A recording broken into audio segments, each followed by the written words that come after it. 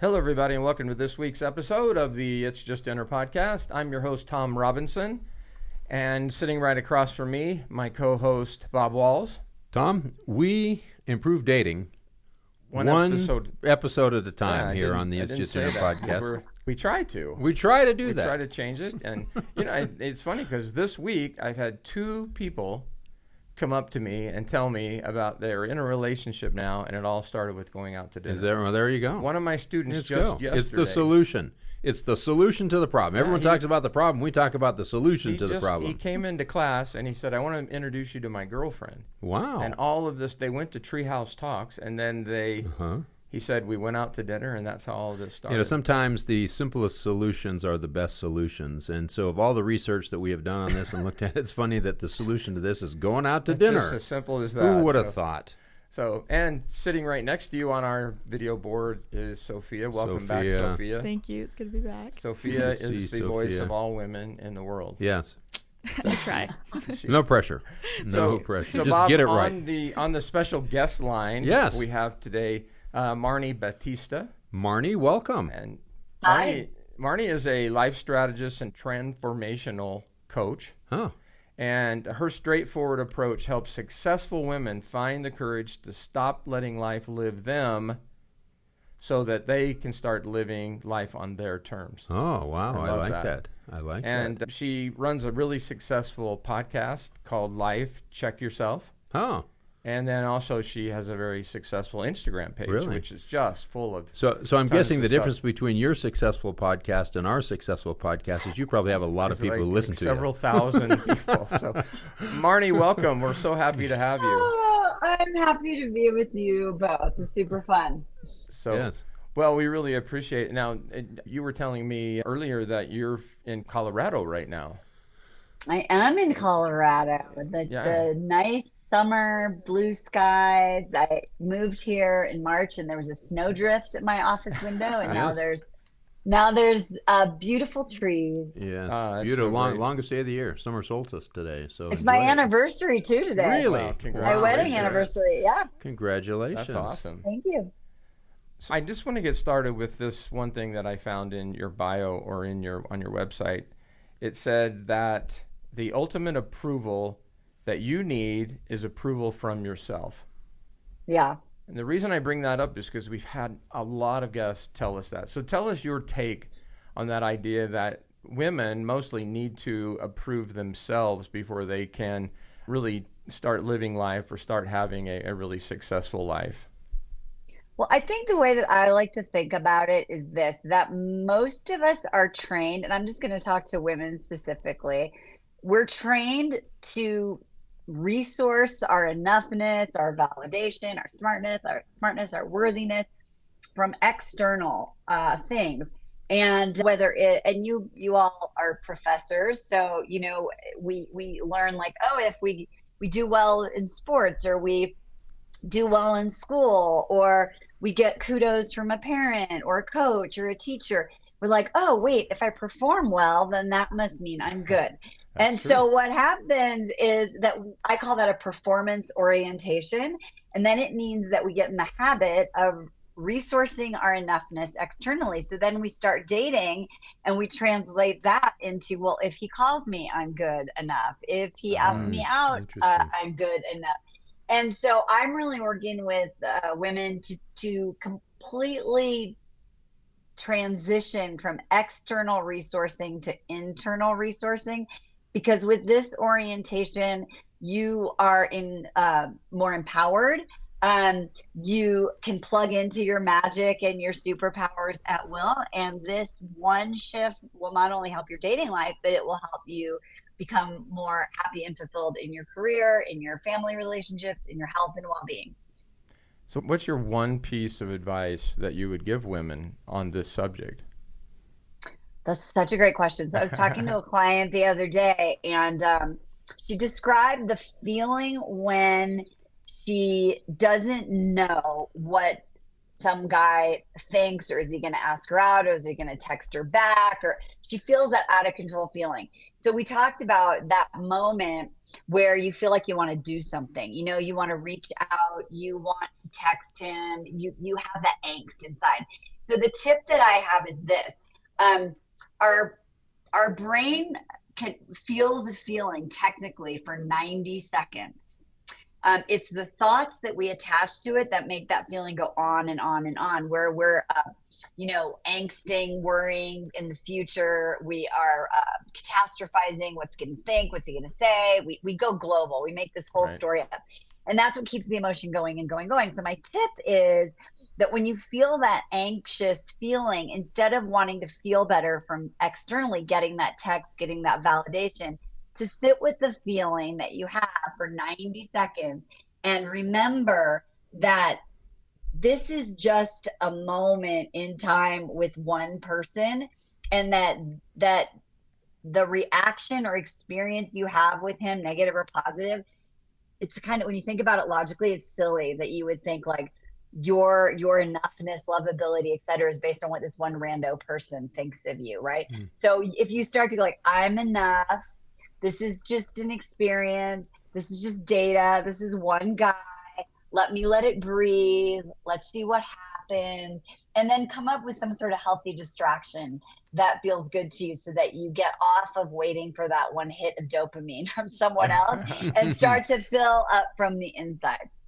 Now I'm assuming that you see the same thing that we see, and that's a lot of times people find themselves in that situation because they're not comfortable with where they are in their situation, and so they haven't felt, okay, I might be 20, 30, 40, however old I am, and I'm not married and I'm single, and I'm fine with that.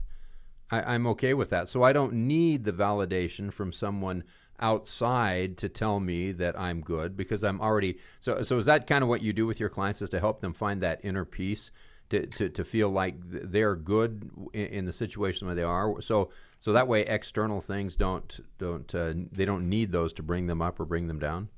Yeah, absolutely. The whole thing is, I call it creating internal stability, right? That place where you can confidently access your confidence, kind of be grounded, anchor, remember who you are, what you are, and those kind of empowering thoughts. And then when we train and rewire our neural pathways to know that enoughness, like at our core, then when those things that happen that are out of our control, we don't sort of go off the deep end. And so It's really about like going to the mind gym and getting in a lot of reps to practice like calming our nervous system, self-soothing, and remembering really the truth, which is that every person who's listening is lovable and amazing and can find a great partner. Good. So I'm guessing you're into yoga. I'm into yoga. I used to do a lot of yoga, but I don't do yoga. I could see the namaste in that.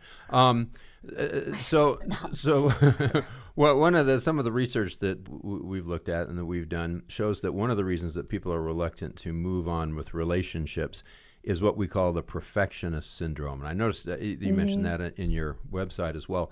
The idea that you have to be perfect in order for someone else to love you, appreciate you, or you have to find somebody who is perfect. And so it's kind of a two-edged sword. And so it looks like that most of your clients from your website, that you address more of a female audience. Do you see that perfectionism problem more in females than you do in males, or is it pretty similar in both? I think all humans, especially now, have a tendency to be in the social media comparison despair buffet of life, swipe, swipe, swipe. Yeah. So that sort of thinking is that there's always something better. Fear of missing out is a real thing. Like, what if there's something better? I mean, I've had clients come to me and like they'll go out on a really great date and they'll get excited, and that feeling of being excited scares them. So what do? They go back online because they don't want to, like, they want to make sure they have options. They want to check their inbox, answer the people that texted them. And so it's a really it's a big problem when you are always seeking and never satisfied. And And also, all of that, setting your standard, like there's setting your standards too high, there's setting your standards too low. But whenever someone's having like a challenge in their dating, I'm always like, okay, well, just flip it back onto you. Like, you're dating men who are unavailable. What part of you is unavailable? you're like being a perfectionist about the men that you date. What is it that you feel is imperfect about you? It's kind of, if it's not working, like look at yourself and you can find out what you need to work on. Yeah. You know, Bob and I talk about this all the time. One of the things you said on one of your Instagram posts was that a lot of women look at or think there are no good guys out there. And in a lot of ways they have to settle and they're looking at men as narcissists or players. We hear that a lot, that they're just playing me.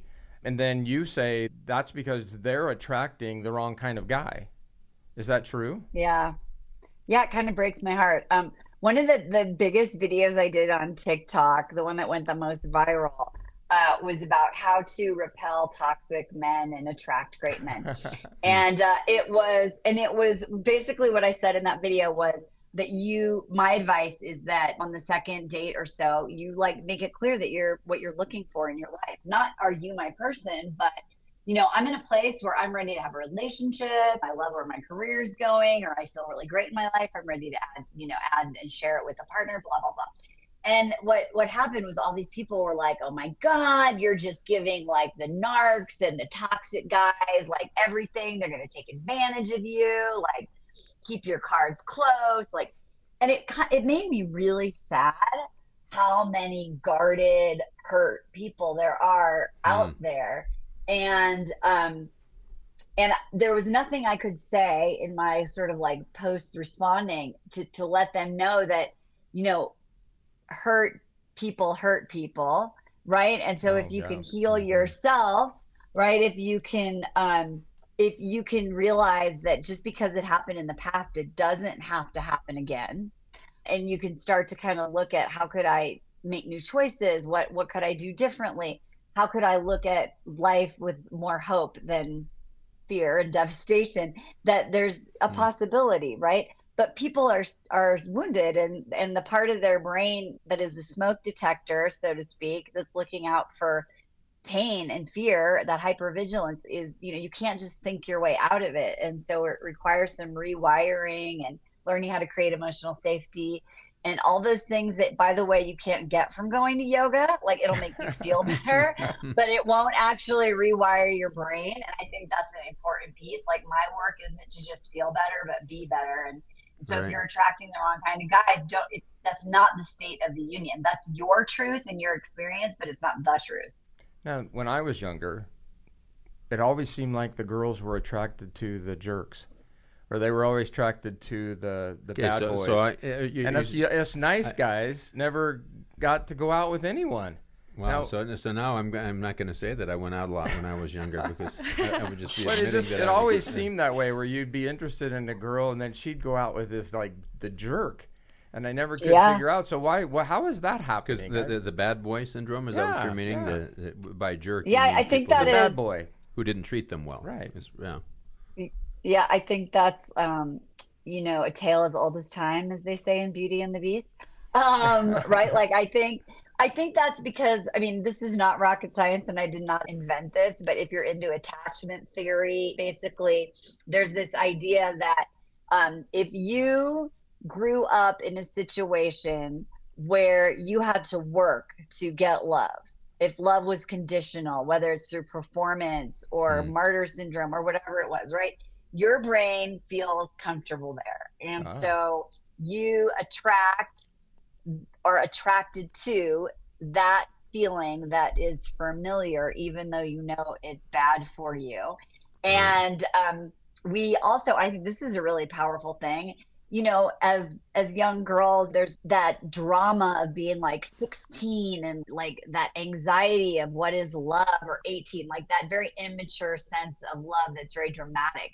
And the other thing that happens is that we don't grow up our experience of what adult love is. So when you couple that familiarity with the feeling that drama and insecurity is what love is, when it feels great, when you date the nice guy, it feels so uncomfortable that without a lot of intervention, and I've had to like really help clients not sabotage it when great guys are interested in them. You have to consciously sort of like pivot away from what you know and go into not what you think you want, but what you truly need to have a healthy relationship. So is that because they just don't believe it? They just don't trust it? They can't imagine that someone is nice because they haven't had that experience? Well, yeah, and also they'll say there's no chemistry because they think chemistry is danger. Oh, So, yeah, interesting. right? And so if it's easy, if he's interested in you, that feels a little weird. Some Yeah. people, especially if they don't think they're good enough, they're like, oh, if he likes me, there must be something wrong with him. There's so many pieces that can get in and make something that seems so simple go awry. Well, it's interesting how this has become much more complicated. Tom was saying back in the day, you used to date people that you knew mostly from your community. Right. And so Yeah. if you were mean to somebody, the word got around because everybody knew, oh, he's a jerk, and you get a reputation. But now you're swiping people that you've never met before or from other parts of Out the of country town, and out even of the other country, parts yeah. of the world. And so it's easier to be mean. And so it's easier to Yeah. get hurt than it ever was before. And can I just say that I feel Well, like yeah. guys have been playing into that a little bit just because, especially when I was in high school, I heard nice guys finish last probably like every single time I talked to a guy about dating, and it drove Wow. me absolutely up the wall because they love to think that if they're not nice, then that's like easier and like girls are going to like that. But it's just like so not true. It's But so they just not love true. to think that. And I just really hate that anyways. But I have heard that over the years many times. The meaner you are to girls, the more they like you, which is really kind of a Yeah, dysfunctional that's way to what- look at I relationships. think Yeah. that's, yeah. Yeah, I think I that don't what think that's Marnie true. is saying is Yeah. just so smart because Yeah. that makes so much sense. Right. And I think I should have been nicer. Well, we need to make that part of the podcast here. We're not only changing dating, we're changing attitudes that men Attitudes, need to be nice to women. What do you say? Men Should we do- give it a try? Yeah. I think, here's the thing. Like, there was a TV show that was on for a couple seasons called F-Boy Island, and I found it quite fascinating because they showed which guys were nice guys and which guys were the Oh, yeah. players, right? I saw And that. these contestants were like picking the not nice guys, and it just was like such textbook, like these. It doesn't matter, and I think this is what for young people especially. It doesn't matter how beautiful you are or how fit you are if you don't really truly know your worth. If Right. you don't work on these things we're talking about, you will be attracted to the guy who doesn't treat you well. Because I'm sure if anyone watched that show, we're all screaming at the TV, or our computers, being like, Yeah. "Why are you doing it? This guy's such a Right. douchebag." Anyway, That's because they didn't get to see the back episodes. Yeah. The viewer, Well, you get to see all that yeah. stuff. That's unfortunate in life that we Well, don't have yeah, a camera following people around so we can see what they're like in well, their off that's time. true. Yeah. That's true. But I think that if you were to do the John Madden color commentary and watch that, there were moves and words that were said Right. that to them directly that were completely inauthentic and very sketchy. And so anyway, you just have But to, you can have to understand be- that a lot of times people who are that way, they are very exciting, they're very dynamic, and they bring a lot of energy. And that has a tendency to make you feel good about yourself and others. It's fun to have fun. It's fun to, excitement is a fun thing, and it gives you a lot of energy when there's people around you who are exciting. We kind of gravitate to that, to the people who's the biggest person in the room. And a lot of times that makes it so we don't notice the red flags because we're so overwhelmed with all the excitement and energy and adrenaline that we get from being around them. And so when dating, I think that's one of the things that we encourage is that when you get to know people and you have conversations, that's when you really learn what they're like. Right. And you have to kind of get away from the flashy stuff. And that's why, I was talking earlier and I was saying that we think this is the cure, but we actually do this. It's just people need to sit down one-on-one and have a conversation. And we find it's best to do that when they're eating because everybody eats and it's a good distraction. Right. And so that's Except don't order sushi. well, unless you're both into sushi. But sushi and yoga. You were into yoga and you were into sushi, and now I'm not into sushi. you've given up sushi and you've given up yoga. What is going on, girlfriend? What is going on over there in Colorado?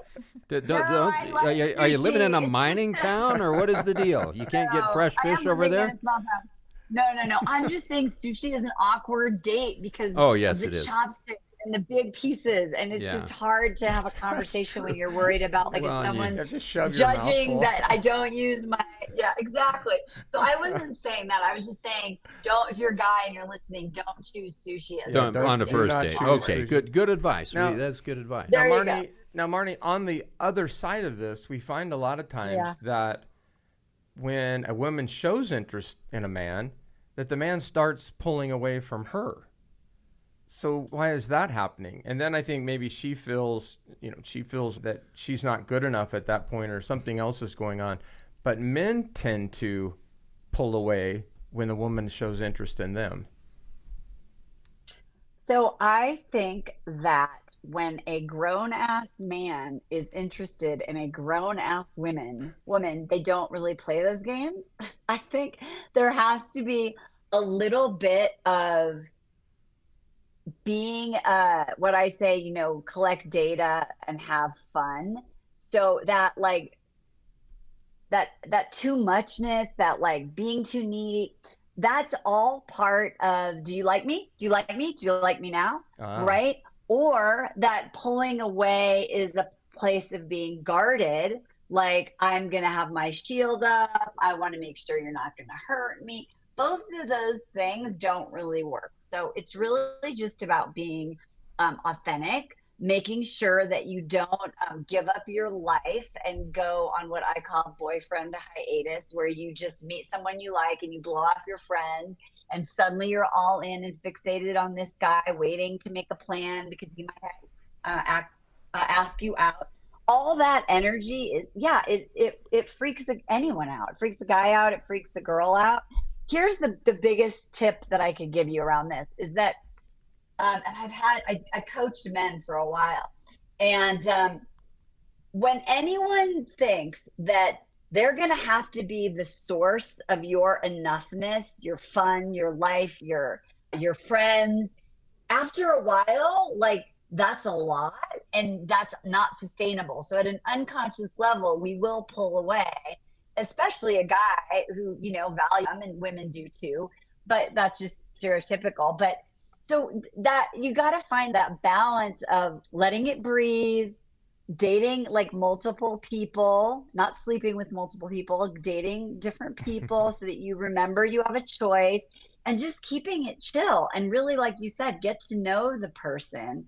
The minute you start to get that vibe across, that's like, you're my everything, Jerry Maguire, you complete me, that will make someone like put their Nikes on and be like, I gotta go, I'm out of here. Right.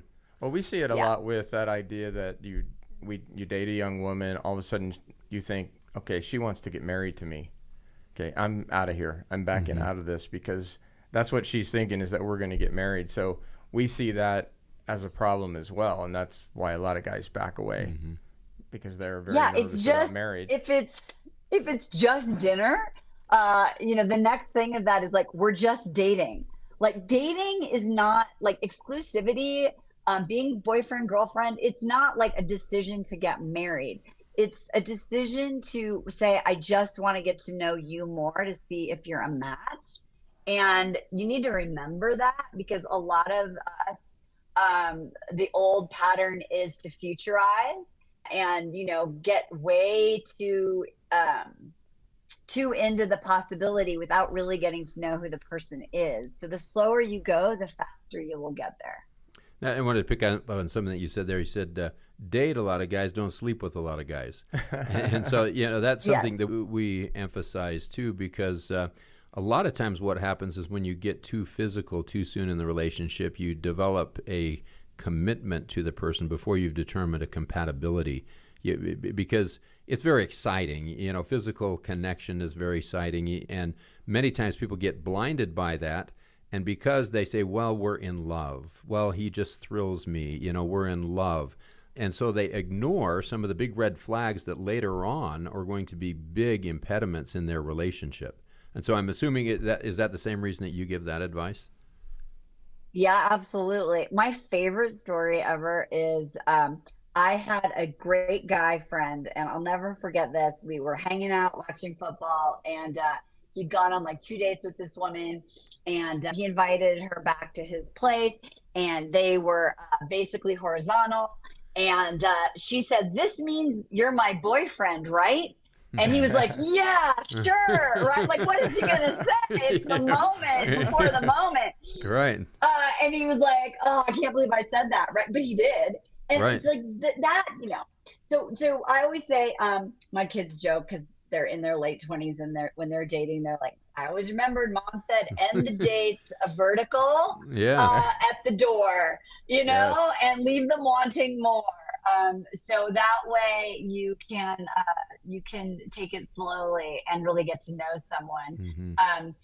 Because once all of those chemicals go to the next level, it makes it very hard to be discerning. Yes, Very yes, smart. It does. That's not a lot of the advice that we get from popular culture, though. The popular culture seems to advise us the other way. But and I think maybe that's the reason why so many people are hurting out there is because they can't believe that. You know, you go to the movies and you know that's not the message that you get. Is that you do what feels good, and somehow that true love is going to win out. And I think it's one of the reasons that we advise people to take time and get to know a person really well before you move on with any kind of a physical relationship.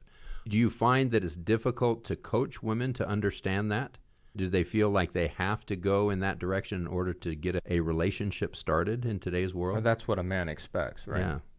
Well, you know what's funny is I've done all these live events, and I would have a panel of really great guys, and they're all quality men, and I would open up the floor and women could ask questions. And I did this literally 15 years, like a few times a year. Every single time they would ask, if I sleep with a guy too soon, is that going to ruin my chance for him to be my boyfriend, basically? Every single time. And like 90% of the guys would say, maybe. But honestly, it's better to err on the side of caution. They all were like, "Yeah, I've slept with someone on the first date, and then she ended up being my girlfriend." But you know, like the best way is to err on the side of caution, because when they didn't, you know, I sort of had to like go for it. You know, I put a little time in. Look, guys that are players are going for low hanging fruit, and there is a lot of low hanging fruit around. I mean, there just is. And so what I really want to remind women is you don't owe a guy anything if he takes you to dinner. I know that sounds so basic, but I've had people tell me like a lot of crazy beliefs. Well, oh, he bought me dinner, he drove an hour. You know, you don't owe anybody anything. If you set boundaries, he's not going to like me. That's great. If he doesn't like you because you set a boundary, that's a blessing. Let him go. The right guy will totally wait. The right guy will respect you. You can't really make a big mistake with the right guy. You know, it's funny, we heard that from Sophia. Sophia recently went on a $1,000 date. Right. And she said the whole time she's thinking is that this guy is spending all this money and all this time on me. He's going to expect something out of this. Mm-hmm. And what did you say, Sophia? Well, first of all, it was an experiment, and you can check it out on YouTube. So it was filmed, but they did tell me that he was spending $1,000, and it was like in comparison with a $20 date. Anyways, I think it just made me uncomfortable because. So you didn't know it wasn't his money. No, I didn't know. You thought he was spending this enormous amount of money on a date. Yeah, on you. and it ended up being sponsored, but they didn't tell me that. They told me he was spending it in the moment, and so like I just felt like like he was expecting something, and that it was just to show off, and that it made me feel like I was high maintenance a little bit, like he thought that I needed that to like be happy, and I was just but that's just, I mean, it's a personality thing. I think some girls like fancy stuff. I guess Well, I think most girls on a first date encounter like this, it would cause them to have questions, because it sounds like somebody's love bombing you, or that they're expecting something out of you. That is a big red flag, unless it's a setup thing for a YouTube video. But in most cases, I think that most women would have to look at that and be very uncomfortable, because you don't know this person. Mm-hmm. You know, if it was someone you had a relationship with and they were spending a lot of money on you, then that's different than just so. Hard to say, but you didn't go out with that guy again, did you? Even though it was a setup. Well, it was a setup. I just haven't. We just haven't met up again. But he's a very nice guy, and he didn't do it. That was just so he was not. He wasn't expecting anything. He was just going along with the show. Yes, just like he's a great guy. So let's not impugn him. You know, he's If you're listening out there, we'd still love you. You're fine. Yes, very awesome guy. Now, Marni, one of the things that, when it's just dinner, I like to tell the young women and the young men that you should go out with lots of people. You should go out on lots of dinners. Mm-hmm. And they're really hesitant to do that because they think that if they're doing that, they're players or the guy is a player. And so the young women kind of repel from that. And they think, well, he asked me to dinner. We went on a date, so I should just date him until I figure out what's going on with this. But in some of your stuff that I was looking at, you said, look, it's okay to date multiple people. And the thing I love that you said was that what you're doing at that point is you're just data collecting. Mm-hmm. And we've heard that from multiple people. And so what's your feeling about women that actually date more than one guy? Well, I think you want to date with intention. And so when I work with someone, we help them craft 5 deal breakers that are based on their core values. So it helps someone be discerning without being picky and really make sure they're focused on the most 5 important things. I think that it helps avoid that perfectionism. And you can have 70 things on your wish list, but you're really just looking for those 5 things. So that means that in order to figure that out, you need to just, date people. So you're collecting data. Do they meet my non-negotiables?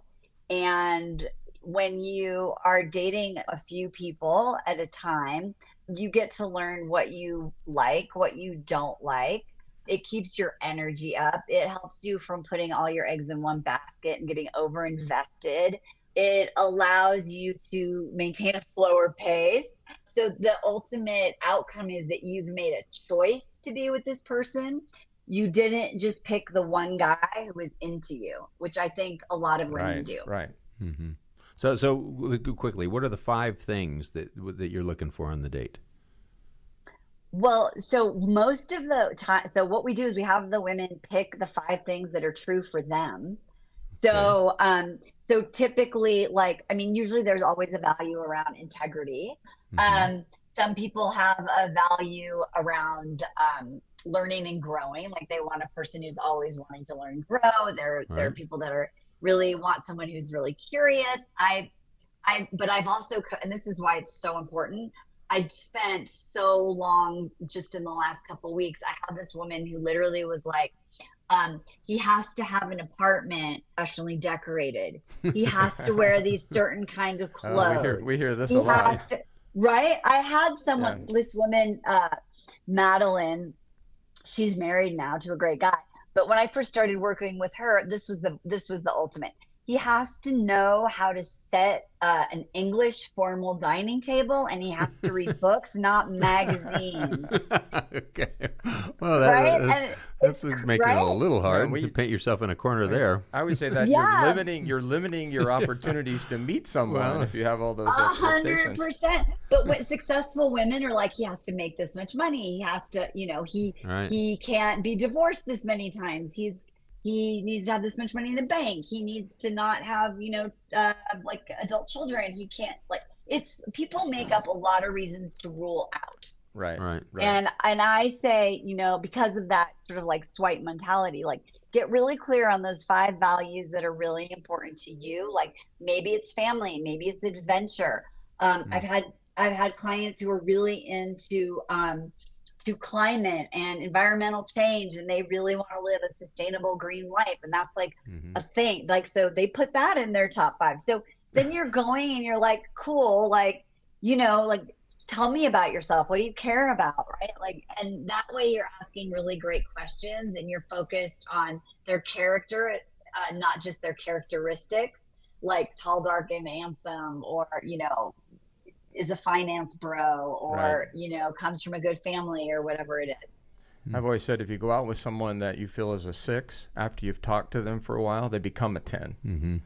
And so you just have to put in some time getting to know the person, because all those other things that you thought were important are not important anymore. Yeah, so true. Now, Marni, looking through your website, I noticed that you are offering a free book. Is that true? Yeah. How to find a quality guy without going on 200 dates. Are you really giving that free?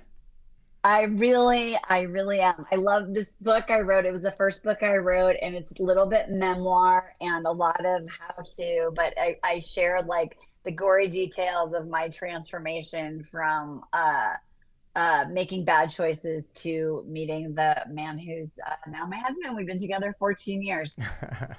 Today, 14 years. Today. Well, Yeah, nine that's right. years of 9 years of marriage today. We've been Yeah. together 14 years. Well, Yeah. congratulations. That's great. So Thank you. how can our listeners, especially our young women, how can they find your book?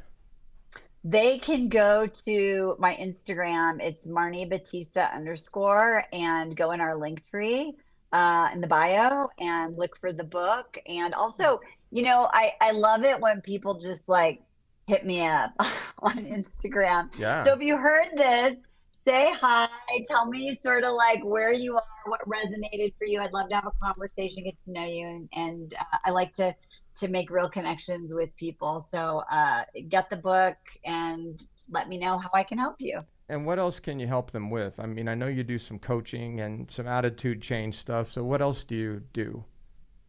Well, we can help you with your dating, but one of the most important things I think I can help people with is how to change that orientation from external and performance to internal so that Right. you feel like you're living a life from this really place of wholeness.